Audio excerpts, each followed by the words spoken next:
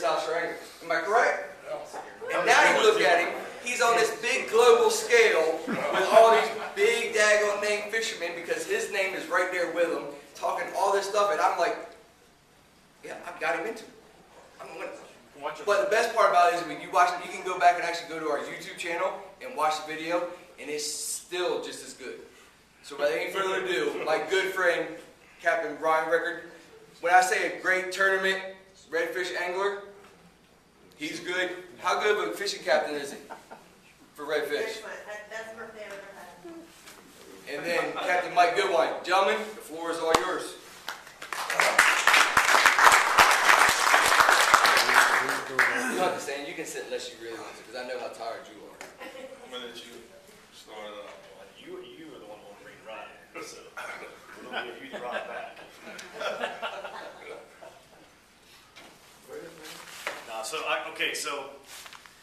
I am here as his sidekick. Really, he's the main show. No. So, but basically, I mean, we're here to. I've actually spoken with Mike a few times in different seminars and different events over the years. I became very tight with him. I really don't even remember how we met, to be honest with you. I think it was a mutual friend just introduced us at one point in time. Yeah, we actually spooned him on my tower.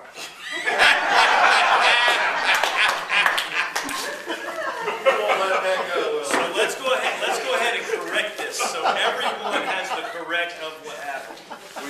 I was asked to spoon multiple times and says what happens in the tower stays in the tower. And I refused both times and went down to the bottom. So Always the more. What did you refuse after the tower? Hey, Mike, never ask, it'll never happen. Dream to dream. Worst thing they're going to do is say no. Yeah. But it's been pretty cool. I've been fishing Tampa Bay and its water since I was 8 years old. We moved to Brandon, Florida, when it was nothing but cow pastures, dirt roads, no houses at all. It's back in the 80s, and I've been fishing Tampa Bay's waters since I was 8 years old. I started in the marine industry. I was just telling Mike this afternoon. I started in the marine industry, in the fishing industry when I was 15 years old, and really just kind of went from there. When I got out of high school, I was 18 years old, graduated high school, got my captain's license, and did like 10 trips in a year on the weekends just to some friends of mine. I was charging like $100. I didn't even know what I was doing as far as trying to run a business, but ended up going off to college, getting married, let my license go, ended up moving back to Florida. I'm trying to shorten this story, but moved back to Florida and really just wanted to get back in the scene, and really was taking a lot of people fishing, enjoyed what I did, and my wife talked me back into getting my license again. Ended up meeting people like these guys, Kelly sitting next to me as well, but just speaking of Mike, since we're speaking together, been a great great friend first of all, but second of all, a great angler for me to learn some things off of that I've said for many years in speaking. Whenever you think you've arrived, you have no clue. I mean, we don't ever arrive. I actually posted, it was such a controversial post that I did not mean for it to be, but 2 years ago I made a post on social media, and it was a picture of nothing but a mangrove bush, just a mangrove tree in the middle of nowhere. And I said in the post, I said something to the effect of, some people think they know it all so much in the industry that they think they invented this. And my point was, not to get controversy, my point, I went on the post to say, no matter how good you think you are, no matter how long you've been in the business, no matter how many years you've been fishing, and no matter how many fish you've caught, you've not arrived. Somebody knows something more than what you do in something somewhere. So I've been fortunate enough to be around him to really even learn some things that I didn't know myself. So really just kind of a cool thing to be able to speak with him, cool thing to be able to hang with him. Very, very good angler. Highly respect him, his ability, his passion for the sport, his business model. I mean, the guy has blown up in what he does in his business. So anyway, much respect to him. I can say the same about him. He's one of my mentors. I've met a lot of people in this industry, and you just meet that couple of people. It's a bunch of good people, but you'd be like, there was a couple of people I was like, that's who I want to model myself after. But that's who I want to, learn from. And with Ryan, it actually didn't have anything to do with his fishing. Not taking nothing away from him. He's a good fisherman. But for him, for me, it was how close he was with the Lord. And dude, so I'm trying to get choked up, but and he just watching him and how he is as a husband and everything, and because I ain't always been a good person at all. I mean, I had some wild days and bunch of busted up relationships, and I was a common denominator. I was the one doing it, and so God put me in a position where he was like, okay, I keep blessing you, and you keep messing it up, And so this time I'm like, okay, fell in love with fishing, and he started blessing me with fishing, and it was just something missing, and I was still hanging around the wrong people, and he was like, you gotta put yourself around like-minded people or whatever. So, and my dad used to always tell me, he said, if you hang with 8 bombs, you bound to be the 9th one. And so I kind of look at it like that. If I hang around people that's got faith in God, then it's going to rub off on me. So with that being said, I'm still trying to get him to drink a beer before. And he won't do it. So I won't let him do it anyway. But my story is, I've been here in Florida all my life. Listening to everybody talk about where they from, I'm like, man, I'm probably the only ones from Florida. Might be in the whole state. Yeah. Almost nobody's from Florida. Yeah. And thank y'all. We welcome y'all to Florida. Y'all just need to learn how to drive, and we'll be all right.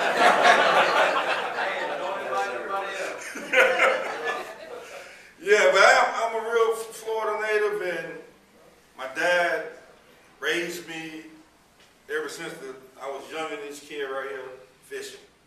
And we didn't saltwater fish, we freshwater fish. And I remember when he used to tell me he was going to take me fishing, and he didn't, like I overslept or whatever, and I used to stay home and pout all day until he got home. And I fell in love with fishing. And so I started fishing tournaments, bass fishing, or what I call them ditch pickles. I used to chase the ditch pickles, and that was, it was cool. And then I was working at Mosaic, had 15 years out there doing the bass fishing stuff, and I made a mistake and caught my first redfish, and that was it.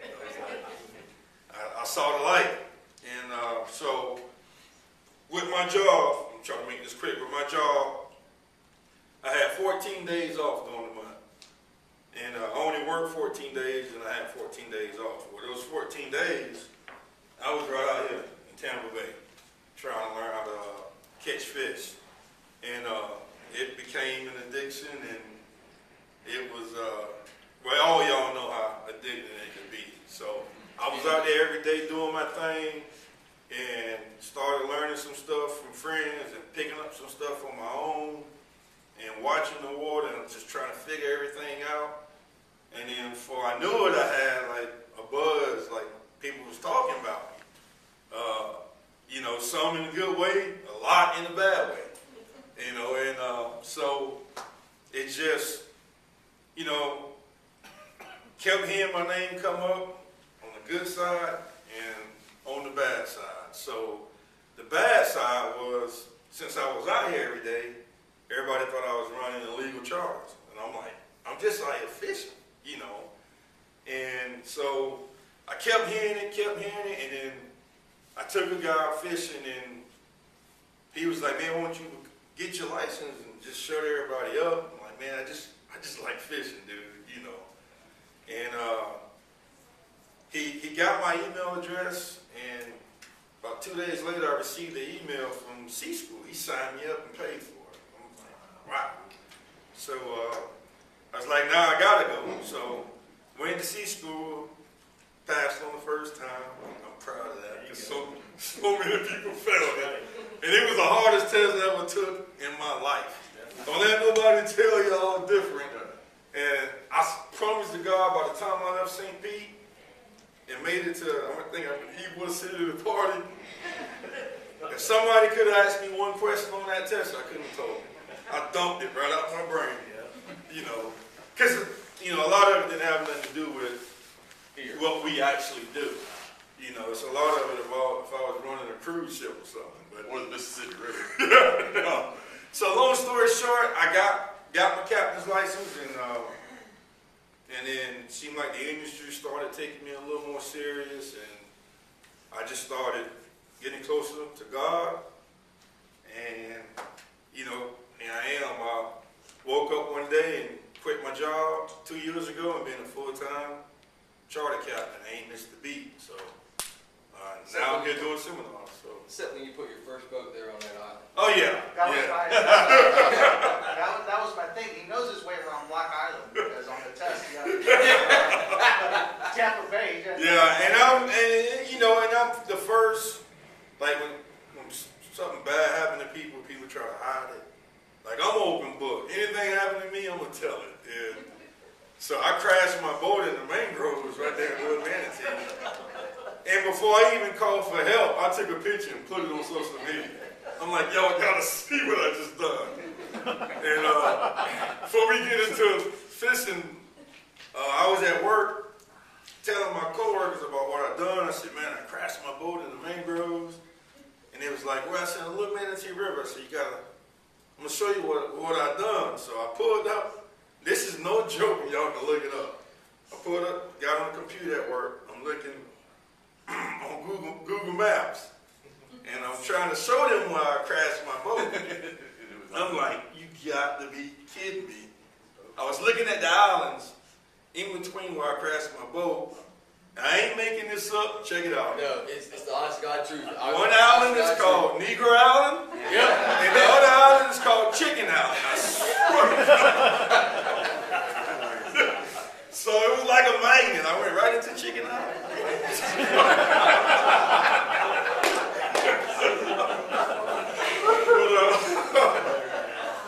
But we finna get in some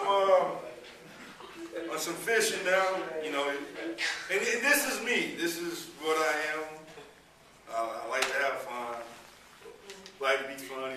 Try to be fun. Not try to. I just like to have fun. So we finna kick into. I'm gonna talk about live bait. He's gonna talk about artificial. I don't fish artificial because I'm too real for that. There's nothing artificial about me. So. Yeah, I mean, I wish that's another reason why I'm hanging with him, if I can learn how to fish artificial, but I like to fish live bait, and mainly because my background is bass fishing, and we threw spinnerbait, lures, topwater plugs, and when I got out here, it's like I just go hook a pilchard, a shrimp, put it in a rod hold, and sit back and relax. I like that kind of fishing, so that's where I'm at. And so you want to kick it off about? Yeah, so what we want to accomplish, or what I like to accomplish in any seminar that I've ever done is, if you've been to seminars before of anyone's, whether it's ours or anybody else's, you know, a lot of similar things you hear from different people, you'll kind of start putting things together, and they all kind of say the same thing. What we try to accomplish here is this, is giving you something different that you don't hear. Something that is more beneficial to you, to make you a better angler, to make you a better angler as far as reading the water, as far as just whatever that looks like. So I will tell you, if there's something that you have question-wise, absolutely answer it. I mean, we may not have the perfect answer, and I can tell you, people ask me all the time, especially on artificials, You know, why do you, like, just as an example, on this particular bait, I'm a huge paddle tail guy when I'm throwing artificials. I mean, I throw a lot of other things, but I'm a huge paddle tail guy. But I will tell you that it is not the only way that works, but I will tell you that the success rate that I have had, one of the biggest things that I do not do in a paddle tail is I don't twitch or jerk that bait ever, ever. I never twitch it or jerk it. Now, that is when I'm targeting redfish. The reason I don't twitch or jerk it is because I feel like the more that I twitch and the more that I jerk, I feel like that the more undesirable fish are more attracted to it. Again, I'm not telling you that's 100% guaranteed all the time, but the pinfish, the ladyfish, the lizardfish, the things that you're not wanting to catch when you're trying to target the redfish, I feel like that they are more attracted to that twitch or jig. Also, if you'll notice, as I'm moving this bait, I mean, that paddle is doing what it's supposed to do. It's creating vibration, and it's swimming very naturally. The other big thing about not twitching those baits is I have noticed when I am, especially in Louisiana, I go to Louisiana 7-8 times a year, and I have noticed, even in Louisiana, as great as the fishery is, I watch the temperaments of these fish and how they respond to certain baits. And what I have found over the years that more times than not, if I get a refusal from a redfish, it's because I did something to make him refuse it. It's because I twitched that bait. It's because I dropped that bait when I shouldn't have dropped it. I should have kept reeling. Yes, I saw him following right behind the whole time, and mentally you're going, I got to do something different. He's just following. He ain't committing. So then you drop it, and he goes, he spooks out. Or you twitch it, he spooks out. I've just found when those fish have a consistent, natural presentation of this bait, just straight reeling, for me, I've had more success in having those fish commit. And so he told you about artificial, and that goes with live bait too. You know, I use a lot of greenbacks, pilchards, or whatever y'all want to call them, white bait or whatever. And the same thing with fishing live bait. I like when I throw my bait out there, I like to keep slack in the line. A lot of people like to have it tight and follow the fish and moving it and bouncing around. And it's the same thing. If that bait is swimming natural and then you jerk on it, it's going to do the same thing as what he's talking about. It's going to spook the fish or whatever, you know. So, and it's at times you do have to jerk it or whatever, but 9 times out of 10 on my boat, you know, the guy that usually catch the fish on my clients or the guy who put the rod in the rod holder, let Rodney do his thing. Yep. Or the guy that's fishing the slowest. I can see somebody that's fishing real slow. That's like that guy's gonna outfish everybody in the boat, you know, because I have live bait, and the first thing they do is put it on and sling it out there, and they started working it like it's an artificial lure. I'm like, if you want an artificial lure, I would have hooked one on, you know. And they keep casting and casting, and I'm like, you gotta let that bait swim natural, and that's all. That's one of the biggest mistakes I see people make.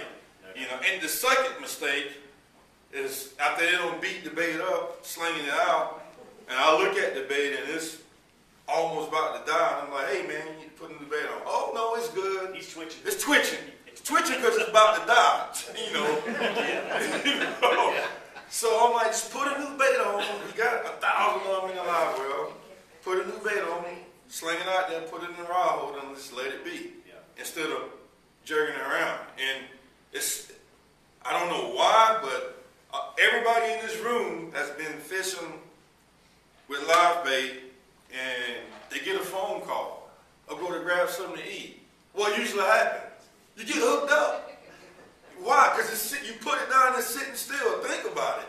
We don't kind of see when stuff like that happens. You just think, oh, what a coincidence. I got a bite when I was trying to eat a sandwich, or I got a phone call. You know, every time I get a phone call, I get a bite. No, it's because you put the rod down and you're letting that bait move naturally. Back to what he was saying. When he's working out artificial, he tried to swim it and not jerk it. He wanted it to look as natural as it can. So, go ahead. Yeah, I mean, I don't know if you guys have ever paid attention to say a school of greenbacks, pilchards, whitebait, whatever you want to call them, sardines on a flat. If you've ever gotten on a flat or something, and if you've ever just watched these fish just swim, okay? They're literally literally, now they swim together, okay? They're not going through the water doing this. They're really not. Just pay attention to them. When they start doing that is when fish are coming to attack them. But if you watch the natural way a fish or a bait swims, like a pilchard swims through the water on a flat, he's just going along, and then like he's going along the grass, and there's maybe a pothole coming up here that there's a redfish or snook sitting in as an ambush point. Well, if he's coming this way, this fish don't see this pothole coming. He's just swimming over grass. So he's not freaking out before he gets to the hole. He's just swimming normally. So the natural presentation, again, for my mind, would say, I want this to be as natural as it can, so by the time it gets here, it looks like the natural thing occurring on the flat. This fish is going to attack. Versus thinking, what the heck kind of freak show is this thing coming? I don't want anything to do with it. But again, I'm not saying you can't catch fish on twitching baits. A lot of my friends still, twitch and jerk and move and whatever they want to do, and that's fine. And they catch fish. But again, for me, just a tip that I've learned over the years, I can tell you I've won a ton of money in the redfish world by doing exactly that technique, by using this bait and by not jerking the bait. Matter of fact, I filmed my very first artificial show with Captain Mike Anderson a couple years ago in Louisiana. I took him to Louisiana to Delacroix fish, and during the show, he stops the camera guy and said, "Hang on a second," and he said to me, I'm not understanding why he's like, "Why are you not moving your bait?" I'm like, "Well, I am moving my bait." He's like, "You're just reeling, dude." I was like, "I've caught 10 fish to year 1. He's like, "I know, that's why I'm asking you, what are you doing?" Like, I'm not doing anything, I'm just reeling. He's like, "That is the weirdest thing I've ever seen." Because, I mean, he'll work, and that's what everybody typically would think you're supposed to do. Nothing wrong with it, but just for me, over the years, the success rate I've had has been just straight swimming that bait and letting it be very natural and letting it do its own gig. Yeah, he took me up to Louisiana with him, and he had like 10 fish in the boat before I even put one. That ain't true.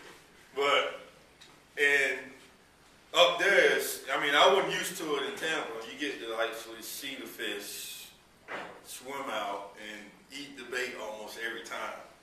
So I'll be swimming it, and just like he said, it's instinct for us to want to stop it or do something. And every time I've done that, the fish will take off. And then he started to tell me, he was coaching me, just keep reeling it, keep reeling it, keep reeling it, boom, we'll hook up. So what he's saying is 100% true. I have a question. How shallow water do you feel comfortable with working a paddle? Any depth. Any depth? 6 inches to 5 feet. Okay. Let me ask you this, because I'm lazy. I normally run Z-Man trout trick. Yep. I just like the action Sure. versus reeling. To Sure. me, I feel more involved. Yeah. I've got a bunch of different paddle tails from Z-Man, and I'm just too lazy to put it on because I just don't want to reel. How do you normally, how high you hold the reel in shallow water? That's a good question. Because I might try that tomorrow. Are you speaking fishing from the kayak? From kayak. Okay, so I don't kayak fish, but I can answer your question about like if I were to kayak fish. Mm-hmm. The presentation that I always have when I'm standing in my boat is my rod is down to the side, just like this. Mm-hmm. All right, I'm fishing out in front of me. My rod is down to my side, and I'm reeling just like this, so that I have the ability, whenever I feel that hit, to go ahead and get on him as hard as I can. If I feel like I'm here, I don't feel like I can get as good of a hook set. If I was seated and sitting in a sitting position, it might be a little difficult for me to do this and feel comfortable. I think there's a big point, though, to what you just said. For me, to answer that a little bit better for you, I've always told people, don't necessarily just go do the technique that I'm saying just to do it because it's worked for me. It's a great thing to do, but I have tremendous confidence in that presentation. So I have friends of mine that can fish this way, and they have zero confidence in it, like none at all, and they can't catch fish that way because they don't feel confident in it and they're not comfortable. So for me, hearing you say that you like to work the trout tricks and stuff like that, you like that kind of presentation, I would tell you stick with it. If you want to try this at points in times, try it, but it's something you have to build confidence in. I talked about spoons years ago, about using spoons, and I thought C.A. Richardson was the biggest liar on the face of the planet, talking about the green chartreuse on the green spoon. I'm like, he puts on his shows and magazines, all these redfish holding this green spoon. I threw that stupid spoon 5,000 times, never caught a dang redfish. I'm like, you're a liar. He's like, what? I was like, you lie. I was like, you caught those fish on something else and stuck that spoon in that fish's mouth. And he's like, no, you just got to go build confidence. So what I did was I literally took a day, put nothing on my boat but an Aqua Dream green spoon. And that is all I threw all day long until I caught fish on it. And the more I began to do it, the more I built confidence. So all that to say, do what you're comfortable with, but it's something you would probably have to build up some confidence in because it's going to be different than what you're used to. If you want to catch fish, go get some whitebait. Sticking it wrong. I had know I'll what Corey translate says that too. to the kayak fishermen there. So out here, I love it. Tiger makes fun of me, but here's the deal. When you're in a kayak, you have to, number one, you're not standing, you're not comfortable in the boat. You have to sit. It's patience. So whether you're live bait or artificial bait, everything he said is true. And what it comes to is patience. You have to wait and tank and level. I've got 2 rods in the, I'm trolling, I'm anchored, or whatever. Every time a redfish comes in, it's the same thing. And I agree with what he says. Don't twitch that bait. Just sit there and be patient. Well, you see videos of people throw their artificial out and they run it out and let it drop to the bottom, and pick it up and let it drop to the bottom. Does that ever work? Or? Yeah, no doubt. Because that's actually the natural presentation of shrimp. That's what shrimp do. They'll get down and once they'll kind of puff in the sand, where they're kind of, so that there is a natural presentation to a jerking motion. However, with a paddle tail, what you're trying to imitate is a swim bait style. It's not a shrimp crustacean deal. So you're trying to take that paddle tail to be as imitating as it can of a whitebait, a pinfish, maybe even a little ballyhoo, whatever. So that's what you're trying to imitate. I just am not a huge fan of twitching a bait of any sort. I very rarely, if ever, use any sort of shrimp pattern or any sort of shrimp motion at all. I'm a top water first guy. It's one of my favorite baits to throw. Paddle tail guy for tournaments, and then spoons. That's all the 3 baits I throw from every tournament that I fish, all around the southeast. And have won more money on that bait right there than anything I've thrown. The trick of it is just like he said, you have to match your bait that you're using to what's in the water now. So if you're using a big 4-inch paddle tail and you've only got 1-inch bait, you're probably not going to hit it. You need to reduce the size. But if you see more pinfish than pilchers, or you see more shrimp than pilchers, maybe you need to go to a shrimp. Because if you ever seen a shrimp where you just reel it in and it's coming in like a swim, a shrimp plastic is used for that jerking because that's their natural action. Just like the paddle tail, the natural action of a pilcher or anything, you ever seen one just sit there and be jerking around unless you squeeze it 9,000 times, Mike, and thrown it out there on a chum bat? No. It's literally you have to match what the bait is in the water. Match the hatch. Yeah. Yep, match the hatch is the biggest part of it. The other side to it, though, is that he may or may not get into the color. Everyone puts out 9,000 different colors. There's a reason for it. What's the number one color a redfish sees before any other color? 100% know this answer. I don't know if anybody else does. But Anybody else know the answer? The number one color a redfish will see, not you, will see before any other color. I always use white. Nope. green. Green. Chartreuse, that's what they say. Green is It's the number green. one recognized color from a redfish. See, I don't believe that. Hey, they don't call them green backs for nothing. I'm just saying, did they get inside a redfish head and see? How do you know? How do you It's test when you throw all How do these you different colors. You Reaction see what they recognize. The one big factor that you're missing too, when he's doing the steady retrieve, he's covering a hell of a lot more water Yep. than anybody who's bouncing off the bottom. So he's covering, a third or half more distance in coverage of ground. So he's got more presentation in front of the fish than anybody else that's pumping it up. And that's the other situational piece of it is, depending on the type of water like if you're sitting there and you have tall grass and you maybe have a couple inches above that tall grass, sometimes not doing the steady retrieve doesn't work because how many times you get linked up on the grass by the hook. Unless you use a weedless hook set jerk Oh, yeah. whatever. It all situational. It's situational to the point that it's, when it comes to artificial, it's almost scientific. It's that crazy. People want to sit there and blow out the water, but once you figure out what you're comfortable with using, you'll sit there and do it all day. I sit there and hated the spoon like he did. I was like, I cannot throw a spoon until I talked to Brian Watts, and he sat there and said, just take a gold spoon, don't take anything else, and go out there and just throw it all day. He goes, because once you start catching them, he goes, it's going to be on. You're not going to want to throw anything else. And y'all see how complicated this artificial crab is? Yeah, That's why I go get you some shrimp, or go get you some white bait. You ain't got to worry about that. I'm just saying. not everybody can throw a 15-foot cast. I'm just saying. I mean, what are we trying to prove here? We're trying to catch fish. Ryan, on your thing with the swim bait and the question of depth, this is just something that I know I personally do, is I have several different jig heads, and I might have the same color bait, like we use the 4-inch paddler Z's.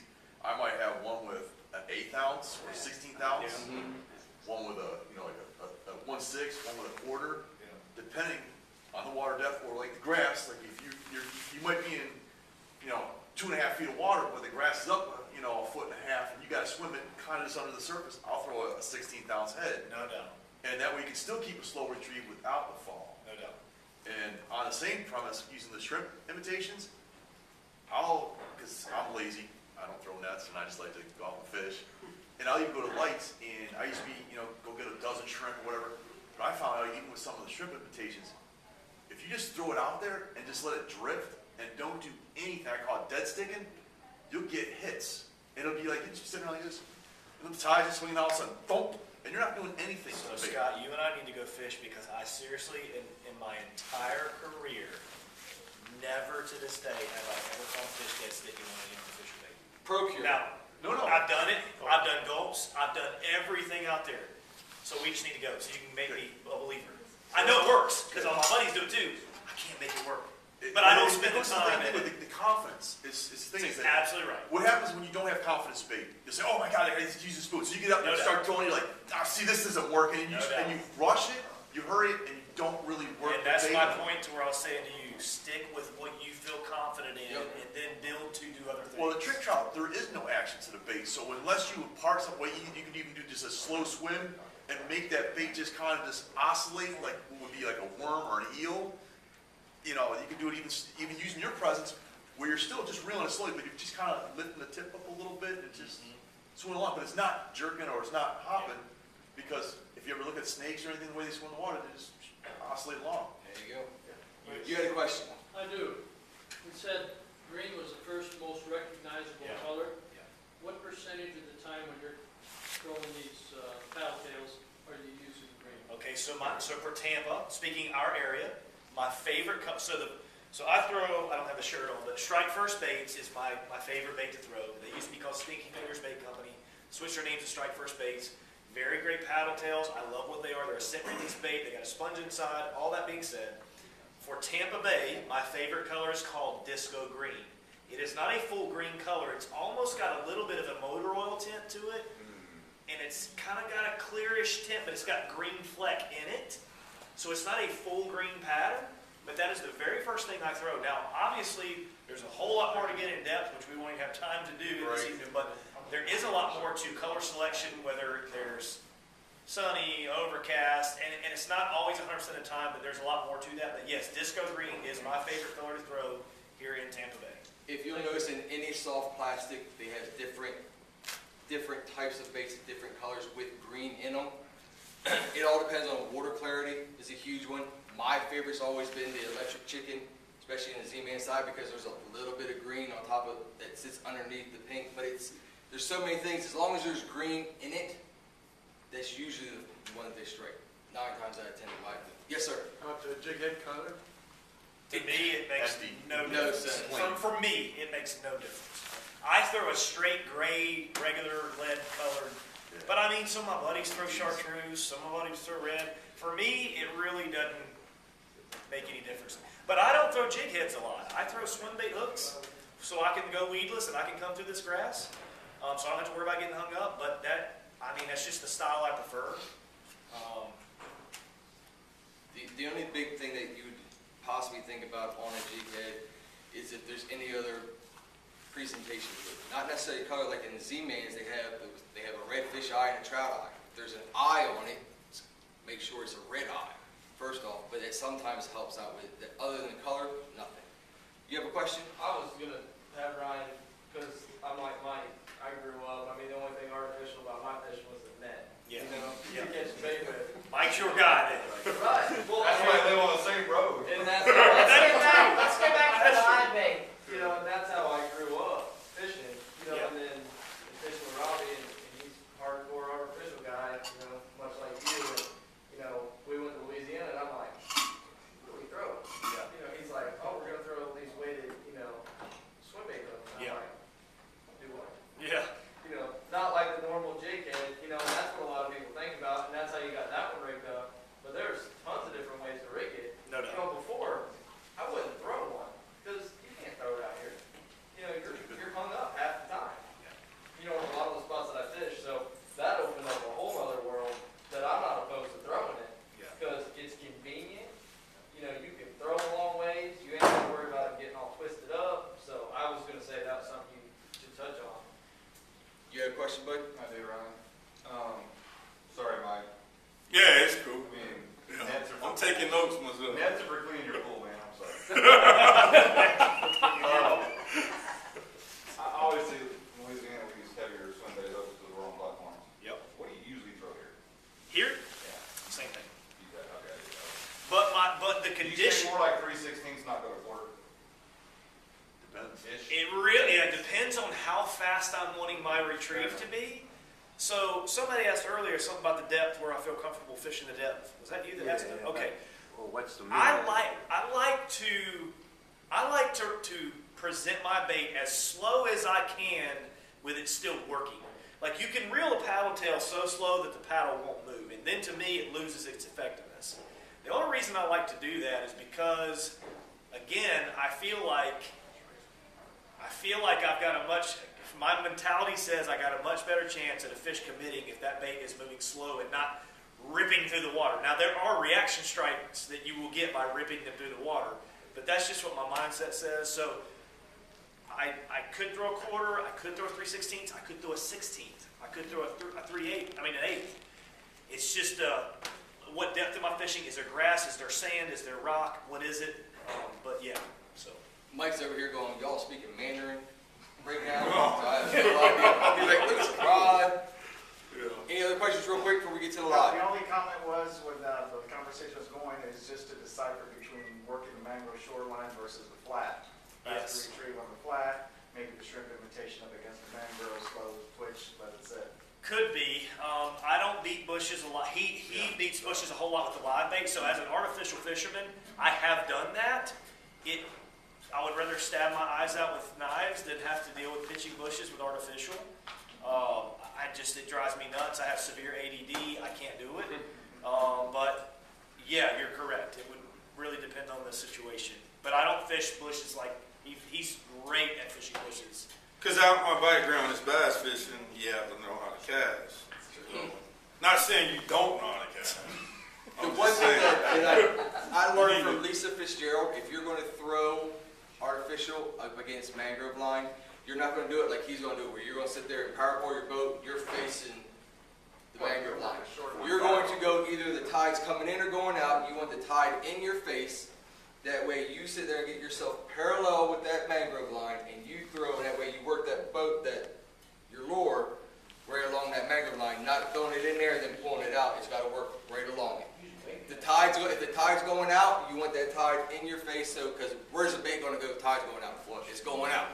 Tide's coming in. You sit there and you're on the other side of it. So you always want that tide coming into your face, throwing it out and working it that way. On more mangrove line, if you got a big pocket or indentation,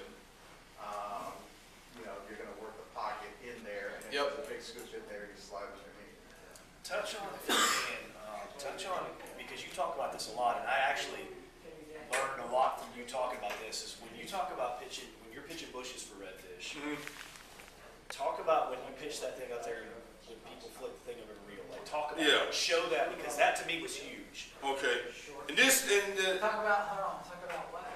He'll explain it. I learned from him years ago when he's pitching bushes like with white bait or cut bait, whatever it is, Or even shrimp. or shrimp, whatever, when he's pitching bushes for redfish or shrimp, whatever he's targeting, there are such critical mistakes that people make that they don't realize they're making. And honestly, I will tell you, because I don't fish bait as much as he does. I do now because I'm forced to as a captain. But he showed me a lot in why maybe I wasn't getting as many commitments under the bushes as he would.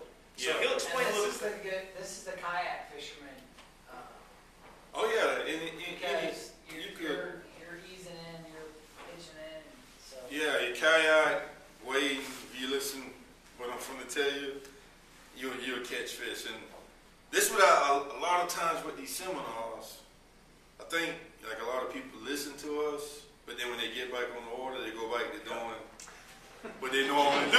Yep, absolutely. You know, because we are creatures of habit, you know. But I'm telling y'all, if you do what I'm finna tell you to do, you will